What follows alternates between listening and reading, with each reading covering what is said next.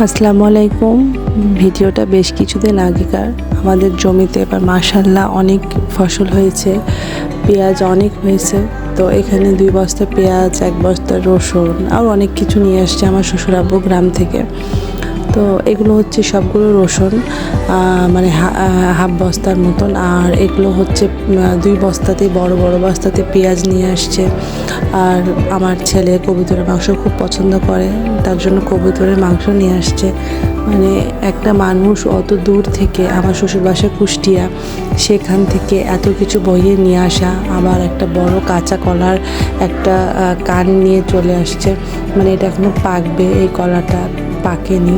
আসলে এত কিছু একাই নিয়ে আসছে। আমরা তো অবাক হয়ে গেছি যে এত কিছু একা কীভাবে নিয়ে আসা যায়। তো সব কিছু এখন ভাগ ভাগ করে মানে রেখে দেওয়া হবে। আর মাশাআল্লাহ সব কিছুর ফলন খুব ভালো হয়েছে, মানে ওনার হাতে সব কিছুই খুব ভালো ফলে আর কি।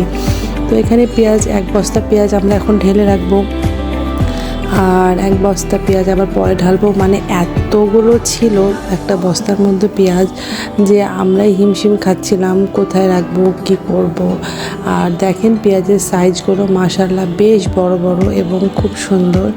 তো এখানে এখন আমাদের অলমোস্ট 1 বছরের কাছাকাছি চলে যাবে, কারণ আমরা একটু তরকারিতে পেঁয়াজটা বেশি খাই আর কি। তো এই তো, আর এটা রেখে দিলাম। এই বস্তাটা আমি পরে ঢালবো, 1 বস্তাটাই ঢাললাম আর কি। আর এই রসুনগুলো হচ্ছে এসির যে বক্সের মানে কাগজগুলো ছিল, সেগুলো ভাগ ভাগ করে এভাবে রেখে দিয়েছি।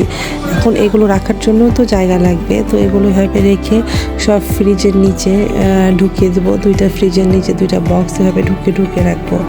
যখন ব্যবহার করব তখন এটা বারবার বের করে ব্যবহার করা যাবে। সবাই ভালো থাকবেন, সুস্থ থাকবেন। আল্লাহ হাফেজ।